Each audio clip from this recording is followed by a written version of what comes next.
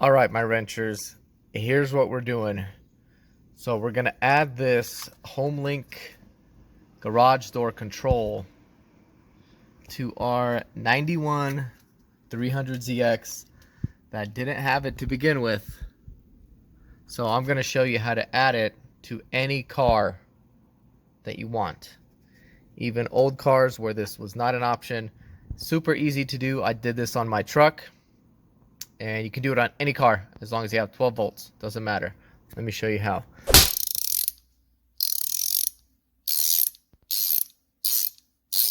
So first thing you want to do, go to a junkyard and you're going to want to get one of these modules, the HomeLink modules. So this one is specifically, I think it was out of like a Cadillac Eldorado, or I don't know, one of the Bodie ones. And it was just up in the top console thingy somewhere. So I yanked that out. So they do also make alternative ones that look like this that fit into the sun visors. I think this came out of a Infiniti Q45 or something like that, but I think Fords have these same ones too. So you're gonna want to get one of these first thing. And all you need is this module. That's all you need, because all the memory, the HomeLink stuff, it's all in the module. So all this needs is 12 volts, a 12 volt source, constant power. And that's all you need. And so you just tap it into your fuse box somewhere. Like me, I'm going to tap it into the fuse box down there. And I'm just going to install it somewhere. And that's going to be it. And I don't have to have that stupid, ugly garage door remote thing and change the battery when that thing dies. So for me and my Z, what I'm gonna do is I'm gonna mount it under the steering wheel like this. So it's not the most stealth or ideal spot because, oh shit, sorry. Previously I had my cruise control module. Since I got this aftermarket steering wheel, I had the cruise control thing just double-sided tape here. And so what I'm gonna do is I'm gonna take the cruise control and I'm gonna mount it further off to the side like that. And then I'm gonna take the HomeLink thing, this one specifically, and then I'm just gonna double-sided tape like that. And I'm gonna run the wires through here, under there, around there, and into the fuse box down there. That's what I'm gonna do. So ideally, I mean, you'd want this to be in like a more stealth spot, right? So that's where I got this thing. So I'd want to put it inside the sun visor, but these sun visors, good luck finding one that isn't destroyed.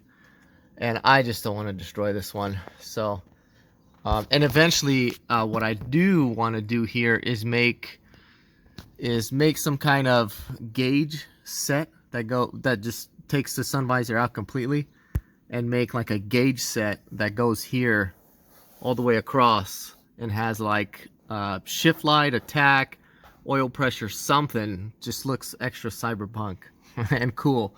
And then at the same time I would incorporate the HomeLink thing somewhere in here, like maybe like that or like that or something like that. But that's gonna be way down the road.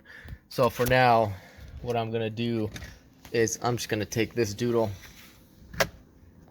double-sided tape under there, still gives me leg room, and I can just boop boop and I can open my garage. So let me get things set up and then I'll continue and show you where I'm at.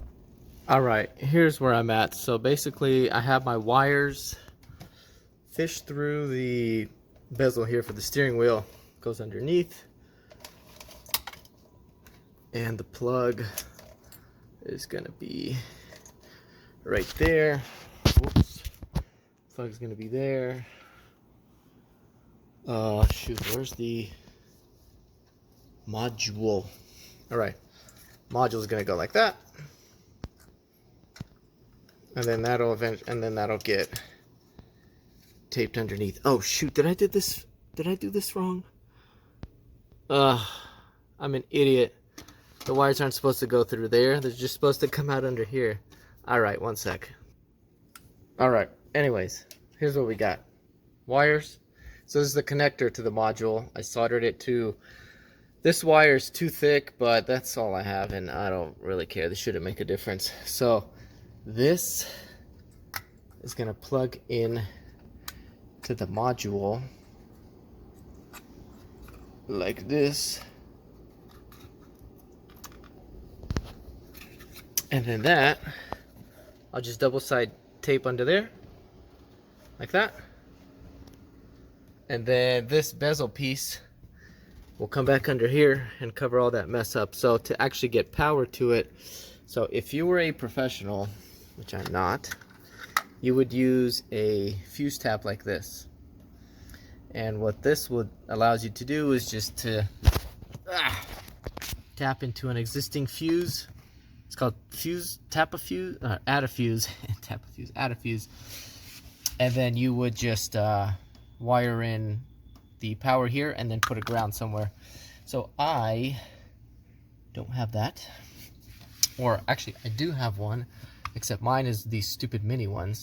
And the Z takes these big regular ones. So I'm gonna do it the old haggard way, where I just take the power wire and I'll just wrap it around one of the fuse ends and then plug it into an empty slot in there.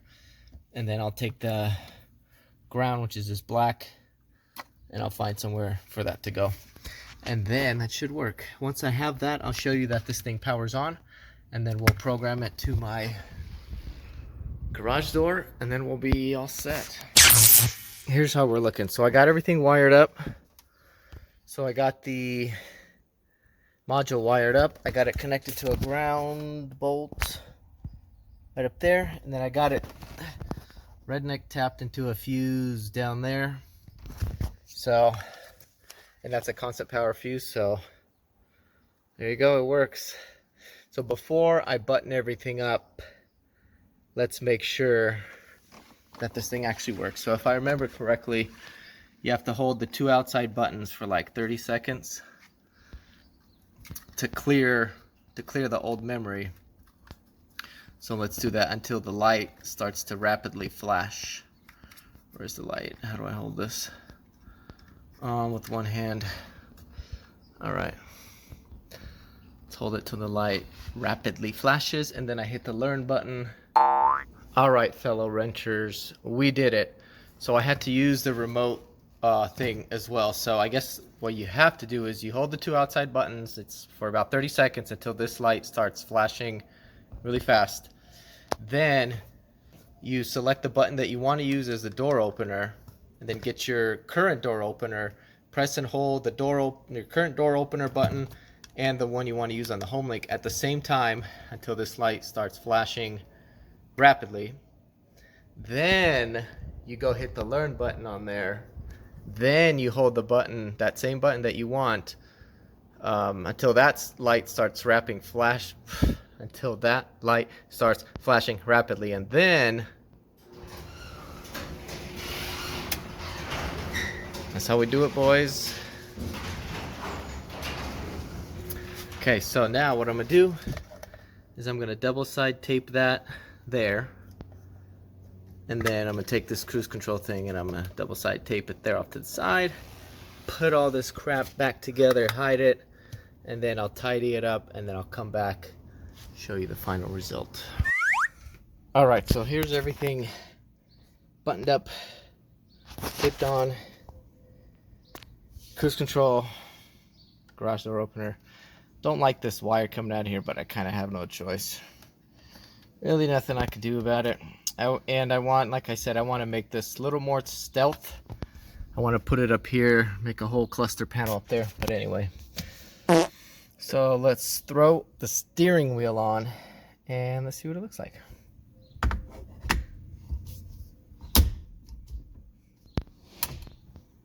Not bad. Can't really tell, right? Doesn't interfere with my legs, although the steering wheel does. I'm a big boy. Anyway, I come in here, hit the button. Here's for my line of sight. Can't see it. Can't see it, so. And then from over here, That's stealth enough. So that gives me a good excuse to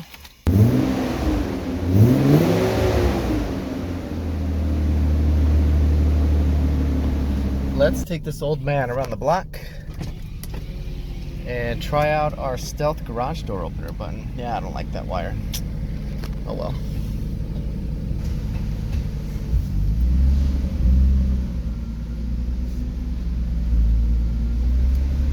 Okay, ready?